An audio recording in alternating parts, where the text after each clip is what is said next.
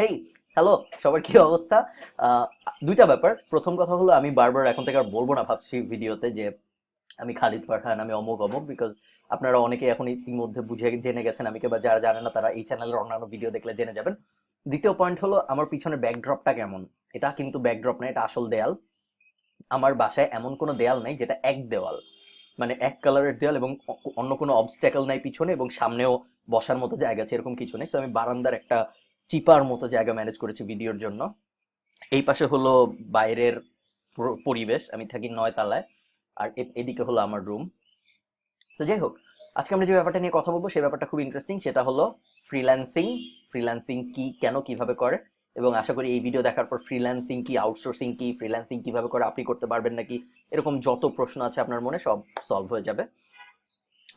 আমি চেষ্টা করব যত সহজ করে বোঝানো যায় বোঝানোর। আমরা প্যাসিভ জার্নাল ইউনিভার্সিটি ক্লাস 2-তে এই ব্যাপারটা নিয়ে অনেক আলোচনা করেছিলাম। সো আমি এদিকে কোথাও না, সরি এদিকে না, এদিকে এদিকে কোথাও আমি দিয়ে দিব ভিডিওটা এই ভিডিওর শেষে। সো আপনারা ক্লিক করে তখন ওটাও দেখতে পারবেন।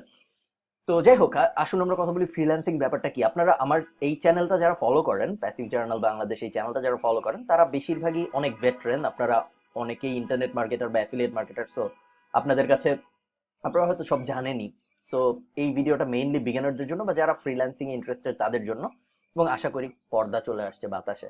সো আমি আশা করি আপনাদের কারো সমস্যা হবে না। আশা করি আপনারা খুব ভালো মতো বুঝতে পারবেন ফ্রিল্যান্সিং কি, অ্যাফিলিয়েট মার্কেটিং কি ইত্যাদি। জানালাটা আটকায় নেই, ওয়েট।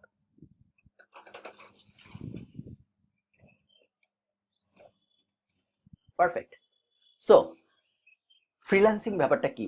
প্রথম কথাই হলো, ফ্রিল্যান্সিং এবং আউটসোর্সিং ব্যাপারটাকে অনেকে গুলিয়ে ফেলেন। ফ্রিল্যান্সিং মানে হলো আপনি কারো কাজ করে দিচ্ছেন। আউটসোর্সিং একটা পদ্ধতি, যেই পদ্ধতিতে অন্য কেউ কাজ করিয়ে নিচ্ছে। ধরেন আমার একটা কোম্পানি আছে, আমি আমেরিকায় থাকি, আমার একটা কাপড়ের কোম্পানি আছে। আমি আমার কাজ হলো, মানে আমার কোম্পানির জন্য আমি এখন কাপড়ে বোতাম লাগাতে হবে বা জামা বানাতে হবে এরকম কিছু। ঠিক আছে?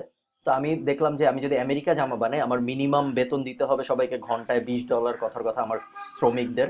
কিন্তু আমি যদি দূর দেশ বাংলাদেশে বা দূর দেশ চায়নায় যে এটা বানায় নিয়ে আসি, জাহাজে করে যাবে, কাপড় রেডি হবে, জাহাজে করে চলে আসবে, তাহলে আমি পার ঘন্টায় $5-6 মধ্যে আমি ম্যানেজ করতে পারবো, হয়তো আরো কমে ম্যানেজ করতে পারবো।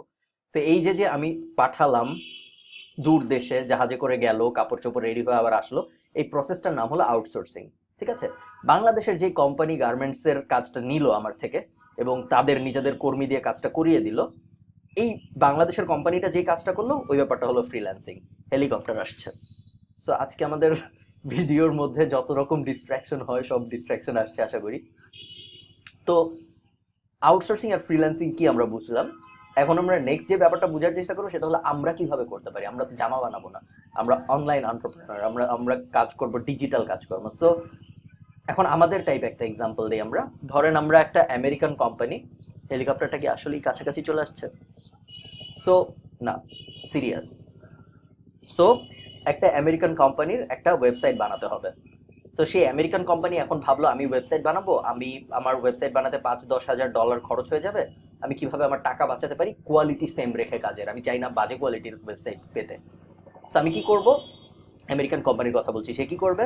সে যেটা করতে পারে, সে ঠিক করলো যে আমাদের দেশে ওয়েব ডেভেলপার আছে, আমেরিকা ওয়েব ডেভেলপার আছে, আবার অনেক দূর সেই বাংলাদেশেও তো ওয়েব ডেভেলপার আছে, ইন্ডিয়াও তো ওয়েব ডেভেলপার আছে, চায়নাও তো আছে, ফিলিপাইনেও তো আছে। সো ওদেরকে যদি আমি হায়ার করতে পারি, ওদেরকে আমার এত টাকা দিতে হবে না, কারণ এমনিতেই $1 ওদের 80 টাকা।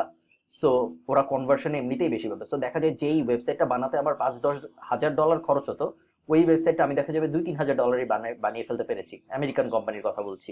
অন্যদিকে যে ওইসব দেশে কাজটা পাচ্ছে সেও খুশি, কারণ তার কাছে $1-2 হাজারই অনেক, এবং তার কারেন্সি কনভার্সনের কারণে তার টাকাও অনেক বেড়ে যাচ্ছে পরে। সো দুই পক্ষই হ্যাপি।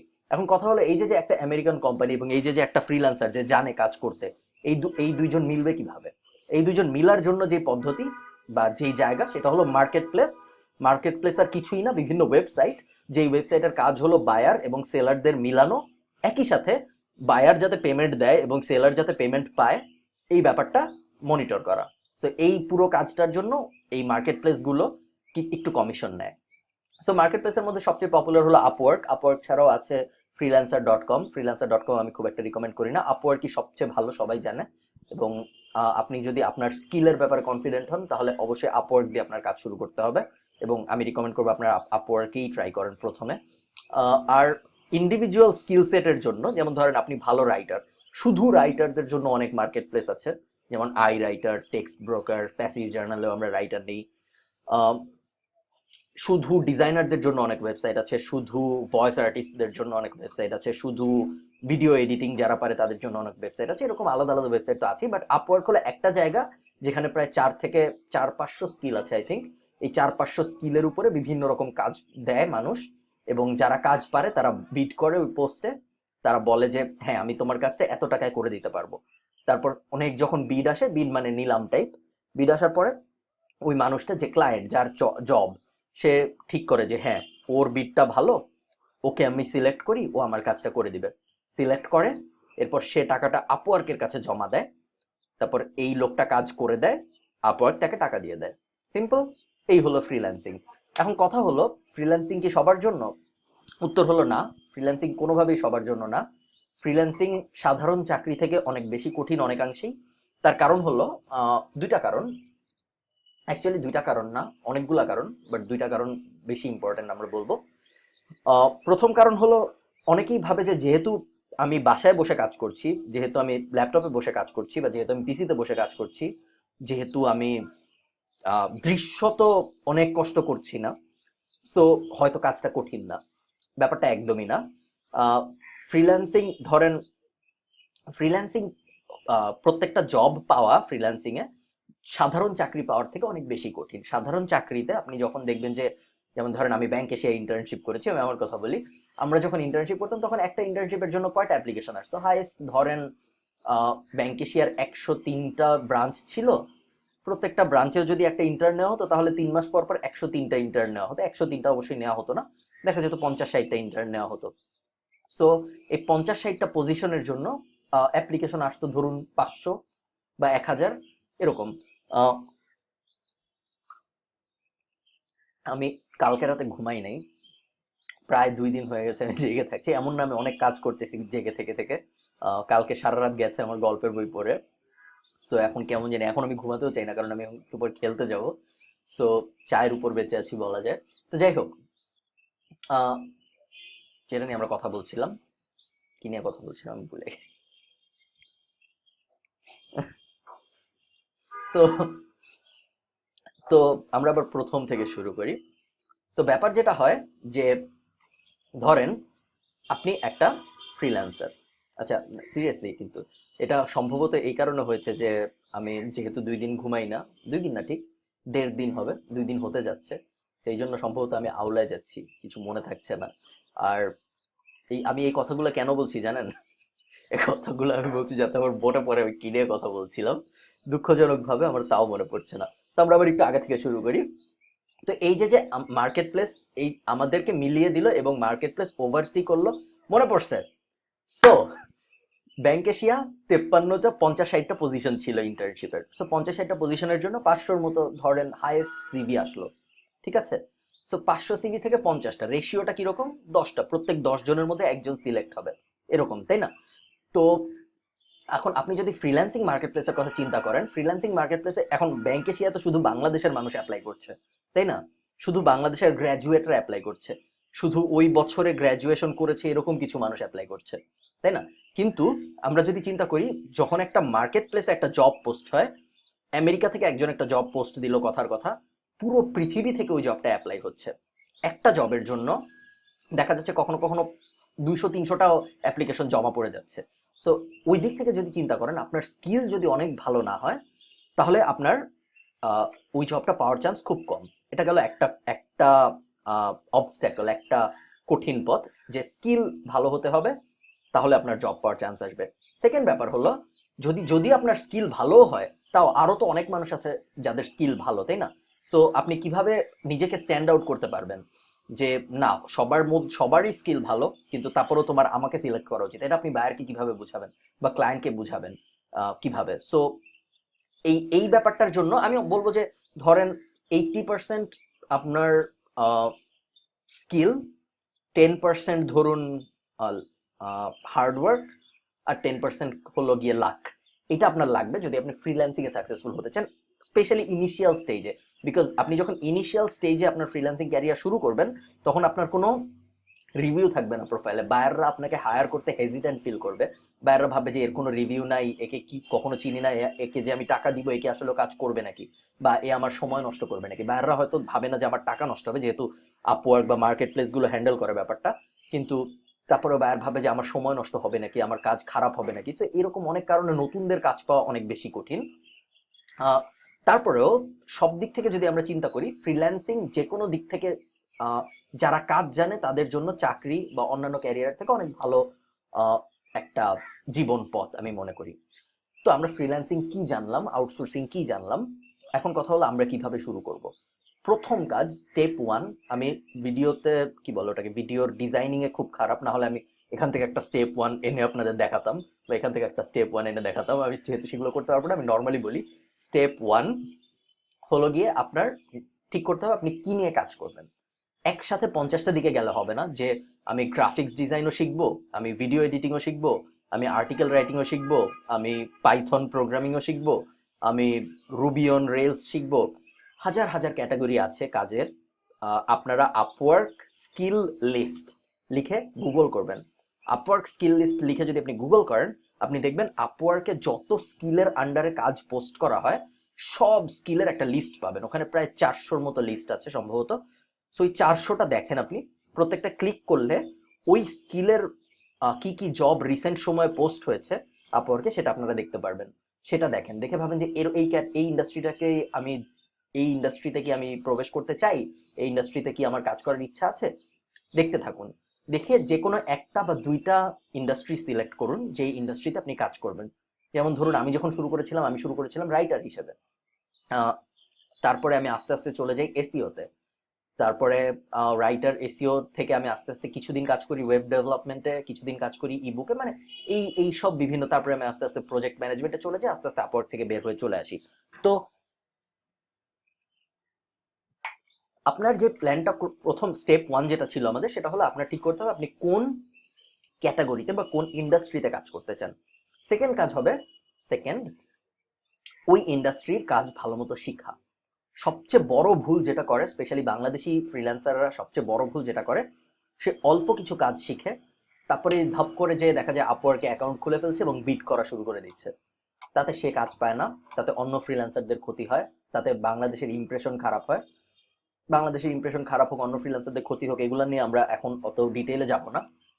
আমরা মেইন যে ব্যাপারটা নিয়ে কথা বলবো সেটা হলো, তাতে আপনিও কাজ পাবেন না, সো আপনার কোনো লাভ নাই এভাবে করে। একটা কাজ যদি আপনি মানে কি বলে ভাগ্যের কারণে যদি একটা পেয়েও যান, চান্স খুবই কম, তারপরে দেখা যাবে সেকেন্ড কাজ পাবেন না। আর ওইটা যে কাজটা আপনি পেলেন ওটাই যদি আপনি একটা খারাপ রেটিং পেয়ে যান, তখন দেখা যাবে আপনার প্রোফাইলই ব্যান হয়ে গিয়েছে। সো এইসব কষ্টের মধ্যে কোনো যাওয়ার দরকার নেই। আপনি ঠিক মতো ভালো মতো যে কোনো একটা ক্যাটাগরিতে কাজ শিখুন, একটা জিনিস শিখুন, ভালো মতো শিখুন। সেকেন্ড কাজ যেটা হবে, সেকেন্ড না সরি, দুইটা স্টেপ তো আমরা বলে ফেলছি। সো থার্ড স্টেপ যেটা হবে সেটা হলো আপনার যেই ক্যাটাগরির কাজ আপনি শিখছেন, ওই ক্যাটাগরিতে আপওয়ার্কে প্রতিদিন যাবেন। আপনার অ্যাকাউন্ট থাকতে হবে না, আপনি এমনিই দেখতে পারবেন। ওই ক্যাটাগরিতে স্কিল লিস্ট থেকে ওখানে যাবেন, যে দেখবেন প্রতিদিন কিরকম জব পোস্ট হচ্ছে। দেখে আপনি নিজের মধ্যে ধারণা করার চেষ্টা করবেন যে এই যে জবগুলো, এই জবগুলো যদি আমি পেতাম তাহলে কি আমি করতে পারতাম। এই ব্যাপারগুলো নিয়ে ভাববেন। যদি আপনার মনে হয় যে, যেদিন আপনার মনে হবে যে না এই জবটা আমি করতে পারবো এবং আরো যে 50 জন মানুষ বা 500 জন মানুষ বিট করেছে তাদের থেকে ভালোভাবে আমি করতে পারবো, সেই দিন আপনি অ্যাকাউন্টটা খুলবেন আপওয়ার্কে। ঠিক আছে? আপওয়ার্কে যখন অ্যাকাউন্ট খুলবেন, আমি যখন আপওয়ার্কে অ্যাকাউন্ট খুলি তখন আমার ন্যাশনাল আইডি, ন্যাশনাল আইডি অবশ্য আমি পেয়েছি মাত্র এই বছর আমি ন্যাশনাল আইডি পেয়েছি, সো ন্যাশনাল আইডি না। তখন আমার ব্যাংক অ্যাকাউন্ট ছিল না, তখন আমার মোটামুটি ভাবে মানে তখন আমার 18 হয়নি অফিসিয়ালি, আসলে হয়েছে, অফিসিয়ালি হয় নাই। তো আপনাদের যাদের এরকম সমস্যা আছে তারা যেটা করতে পারেন, আমি যেটা করেছিলাম, আমি আমার মায়ের নামে অ্যাকাউন্ট খুলেছিলাম। সো সব ডিটেল তার নামে দেওয়া ছিল। এখন অবশ্য আপওয়ার্ক অনেক সহজ হয়ে গিয়েছে, তখন একটু ঝামেলা ছিল, তখন আইডেন্টিটি নিয়ে অনেক ঝামেলা করতো আপওয়ার্ক। তো যখনই আপনি আপওয়ার্কে অ্যাকাউন্ট খুলবেন বা যে কোনো ফ্রিল্যান্স মার্কেট প্লেসে অ্যাকাউন্ট খুলবেন, প্রথম কাজ হলো সব কিছু যেন আপনার সঠিক ইনফরমেশন থাকে। কারণ আপওয়ার্কে আপনার পরে ব্যাংকের ডিটেল দিতে হবে, আপওয়ার্কে আপনার পরে দেখা যাবে যে বাইরে এত গাড়ি, সো আপওয়ার্কে আপনার পরে ব্যাংকের ডিটেল দিতে হবে, আপওয়ার্ক আপনার কাছ থেকে বিভিন্ন সময় আইডেন্টিটি ডকুমেন্ট চাবে। সো আপনার সব যদি শুরুতেই আপনি সঠিক জিনিসপত্র না দেন, যে কোনো সময় আপনার অ্যাকাউন্ট ব্যান হয়ে যেতে পারে, এবং একবার যদি ব্যান হয়ে যায় অ্যাকাউন্ট আর ফেরত পাওয়া সম্ভব হবে না। সো সবকিছু আসল ডকুমেন্ট দিয়ে আপনি আপওয়ার্কে অ্যাকাউন্ট খুললেন। অ্যাকাউন্ট খোলার পরে আপওয়ার্ক, আমি জাস্ট কথার কথা হিসেবে আপওয়ার্ক বলছি, আপওয়ার্ক যেহেতু সবচেয়ে ভালো, তার মানে ইন আপনার আপওয়ার্কেই কাজ করতে হবে। আপনি আপনার স্কিল অনুযায়ী আপনার পছন্দ মতো মার্কেট প্লেসে কাজ করতে পারেন, বাট আপওয়ার্ক যেহেতু সবচেয়ে ভালো, এই জন্য আমরা আপওয়ার্ককেই ফোকাস করছি। তো এই তো আপনি আপনি এখন কাজ জানেন, 3টা স্টেপ শেষ আমাদের। কাজ শেখা, কাজ ওই রকম কাজ পারবো নাকি এরকম কনফিডেন্স আসা, আপওয়ার্কে অ্যাকাউন্ট খোলা, সব রেডি। ফোর্থ যেই কাজ হবে সেটা হলো আপওয়ার্কে দেখবেন আপনি বিভিন্ন স্কিল টেস্ট আছে। স্কিল টেস্টের খুব একটা ভ্যালু নেই এখন, কারণ সবাই জানে স্কিল টেস্টে চুরি চামারি করে পাশ করা যায়। সো স্কিল টেস্ট নিয়ে খুব একটা বদার্ড হবেন না, বাট 1-2টা স্কিল টেস্ট দেওয়ার চেষ্টা করবেন। যদি আপনি ফেলও করেন তাতেও সমস্যা নেই, ইন্টারনেটে এখন অ্যান্সার পাওয়া যায় আমাদের এসএসসি পরীক্ষার মতো। সো সো আপনারা আপনারা ওই 1-2টা এক্সাম দিবেন। আপওয়ার্কে এক্সাম দেওয়াটা খুব জরুরি না, বায়াররাও দেখে না কে কোন এক্সাম দিয়েছে। আপনার প্রোফাইলটা সুন্দর করে সাজাবেন, সুন্দর করে বায়ারকে বলবেন আপনি কি পারেন, আপনি কেন ভালো মতো পারেন ওটা, আপনাকে কেন হায়ার করা উচিত, এগুলো সুন্দর করে প্রোফাইলে লিখবেন। আপনি যখন আপওয়ার্কে অ্যাকাউন্ট খুলবেন তখন আপওয়ার্ক আপনাকে কিছু প্রোফাইলের স্যাম্পল দিবে, যে দেখো ভালো প্রোফাইল কিরকম হয়, দেখো এরকম প্রোফাইল বানানোর চেষ্টা করো, ওগুলো দিবেন। হাসি মুখের একটা প্রোফাইল পিকচার দিবেন আপওয়ার্কে, এবং তারপর আস্তে আস্তে বিট করা শুরু করবেন। পাগলের মতো বিট করবেন না, একদম কম দামে বিট করবেন না, যেহেতু আপনি নতুন, মানে এরকম মেন্টালিটি রাখবেন না যে আমি নতুন তাই আমি একদম কম দামে করে কাজ করার চেষ্টা করব। একটু কম দামে তো অবশ্যই করবেন অন্যদের থেকে, যেহেতু আপনার তো আপনাকে হায়ার করার ক্লায়েন্টের একটা রিজন থাকতে হবে। সেই রিজনটা আপনি যদি বিডের মধ্যে লিখে দিতে পারেন, যখন আপনি কোনো কাজে বিড করবেন তখন আপনার ক্লায়েন্টকে একটা চিঠির মতো, কভার লেটার যেটা আমরা বলি, আপনারা যারা চাকরি খুঁজেন বা বিজনেস কমিউনিকেশন টাইপ কোর্স করেছেন তারা জানেন কভার লেটার কি। কভার লেটারে আমরা বলি যে কেন আমাকে নেওয়া উচিত। সো কভার লেটারটা আপনি খুব ইন্টারেস্টিং ওয়েতে লেখার চেষ্টা করবেন, একটু হিউমারাস হওয়ার চেষ্টা করবেন। আমি যখন ফ্রিল্যান্সিং করতাম তখন আমি কভার লেটার যখন লিখতাম তখন আমি যখন কভার লেটার লিখতাম তখন আমি, দেখা যেত আমি ফ্রেন্ডস ফ্রেন্ডস মানে টিভি শো ফ্রেন্ডসের রেফারেন্স দিতাম। দেখা যেত আমি বিভিন্ন ফানি কথাবার্তা লিখতাম। দেখা যেত আমি লিখতাম যে আমি কাজ করতে চাই, কিন্তু এই সপ্তাহে আমি কাজ করতে পারবো না কারণ আমার বিড়াল অসুস্থ, পরের সপ্তাহ থেকে কাজ করতে চাই, এই হাবি জাবি। আপনি ট্রাই করবেন যেন আপনার এবং অন্যদেরটা একই রকম না হয়ে যায়, ঠিক আছে? এটা হবে আপনার টার্গেট কভার লেটার যখন আপনি লিখবেন। Hold, hey I am back. So ব্যাপারটা বুঝার চেষ্টা করুন, যদি আপনার কভার লেটার আরো 50 জনের কভার লেটারের মতোই হয়, আপনি নিজেকে ক্লায়েন্টের জায়গায় রেখে চিন্তা করুন আপনাকে কেন আমি হায়ার করব। আপনি নতুন, আপনার প্রোফাইলে কোনো রেটিং নাই, আপনার কভার লেটারও বাকিদের কভার লেটারের মতোই দেখতে, আপনার কভার লেটার পড়ে আমার মজাও লাগছে না। সো আমি কেন আপনাকে হায়ার করব, কোনো কারণ নাই হায়ার করার, রাইট? সো আপনার কভার লেটারটা হতে হবে ইন্টারেস্টিং, হতে হবে হিউমারাস, হতে হবে ফানি, হতে হবে টু দ্য পয়েন্ট, এবং ক্লায়েন্টকে আপনার বুঝাতে হবে কভার লেটারের মধ্যে যে না, তুমি আমাকে হায়ার করলে ভুল করবা না, বরং যদি তুমি আমাকে হায়ার না করো তাহলে তুমি ভুল করবা, ঠিক আছে? তো এই হলো বিডিং করা শুরু করলেন, আপনি বিড করা শুরু করলেন। ফ্রিল্যান্সিং জগতে আপনার প্রথম ভিজুয়াল স্টেপ নিলেন বলা যায়, এবং প্রথম দিকে আপনি কাজ পাবেন এরকম চান্স খুব কম, তবে তাতে আশাহত হওয়ার কিছু নেই। আহ, আপনি ফ্রিল্যান্সিং ব্যাপারটা এমন, এই যে এটা হলো চক্র বৃদ্ধি হারে বাড়ে, আপনি যখন কাজ পাওয়া শুরু করবেন তখন দেখা যাবে আপনি কাজ পাচ্ছেনই। তো যতদিন আপনি কাজ না পাচ্ছেন ততদিন আস্তে আস্তে বিট করতে থাকুন, আশা হারাবেন না। কখনো পাগলের মতো বিট করবেন না যে আজকে আমি 50টা বিট করে দেখাই দেবো। আপওয়ার্কে বিটের একটা লিমিট আছে, যে প্রতি মাসে আপনি এতগুলো অ্যাপ্লাই করতে পারবেন। তো চেষ্টা করুন যে আপনার লিমিটের মধ্যে থাকতে, এবং কিছু ফাঁকা থাকুক সমস্যা নেই। শুধুমাত্র যেই জবে আপনি 100% শিওর যে এই জবে যদি আমি অ্যাপ্লাই করি আমি পাই, তাহলে আমি এই জব যে কারো থেকে ভালো মতো করতে পারবো, সেই জবে আপনি অ্যাপ্লাই করবেন। তো এই তো, এভাবে শুরু করুন, শুরু করে ফেলুন আস্তে আস্তে, এবং কন্টিনিউ করুন। আপনি যদি 2-3 মাস ঠিক মতো বিড করেন, 2-3 মাস ঠিক মতো কষ্ট করেন, এবং আপনি যদি আসলেই কাজ জানেন, তাহলে আপনি কাজ পাবেন, এই গ্যারান্টি আমি দিতে পারি আপনাকে। অনেকেই বলে এখন আপওয়ার্কে অ্যাকাউন্ট অ্যাপ্রুভ হচ্ছে না, অ্যাপ্রুভ একটু কম হচ্ছে, এটা সত্যি। অনেকেই বলে যে আমি কাজ পারি কিন্তু আমি কাজ পাই না, এটা আসলে ভুল কথা। কেউ যদি সত্যি সত্যি কাজ পারে তাহলে সে কাজ পায় না, এটা কখনো হবে না। আপনি যদি সত্যি সত্যি স্কিলড হন, আপনার যদি সত্যি সত্যি কাজের, মানে আপনার যদি স্কিলটা থাকে যে না আমি পারি, তাহলে আপনি কাজ পাবেনই পাবেন, এটা একদম গ্যারান্টিড। আপনাকে আপনার মানে আপনি কাজ করে শেষ করতে পারবেন না যদি আপনার প্রপার স্কিলটা থাকে। আর যদি আপনার স্কিল না থাকে, আপনি দেখা যাবে হয়তো হুজুগে 2-3টা কাজ পেতেও পারেন, নাও পেতে পারেন, বাট আপনি কখনো ক্যারিয়ারটা নিয়ে লম্বা করতে পারবেন না, ফ্রিল্যান্সিং ক্যারিয়ারটা। ফ্রিল্যান্সিং অনেক ইন্টারেস্টিং একটা পেশা, এবং নিজের সময় আপনি কাজ করতে পারবেন, নিজের মতো করে আপনি ঘুরতে পারবেন, কাজ করতে পারবেন। যদিও আপনার ডেডলাইন থাকবে, বাট তারপরে আপনি আপনার ল্যাপটপে অফিস নিয়ে ঘুরতে পারবেন। আহ, পুরো ব্যাপারটাই অন্যরকম, অফিসের মতো না। I personally hate office. আমি যে 3 মাস ইন্টার্নশিপ করেছিলাম, সেই 3 মাস ছিল আমার জীবনের সবচেয়ে কালো অধ্যায় বলতে পারেন। সো অফিসে যে কাজ করার ব্যাপারটা আমাকে দিয়ে হয় না, অনেককে দিয়ে হয়। অনেক ফ্রিল্যান্সার দেখা যায় নিজেদের অফিস সেট আপ করে নেয়, তাদের হয়তো অফিসে থাকতে ভালো লাগে, সেটা তাদের ব্যাপার।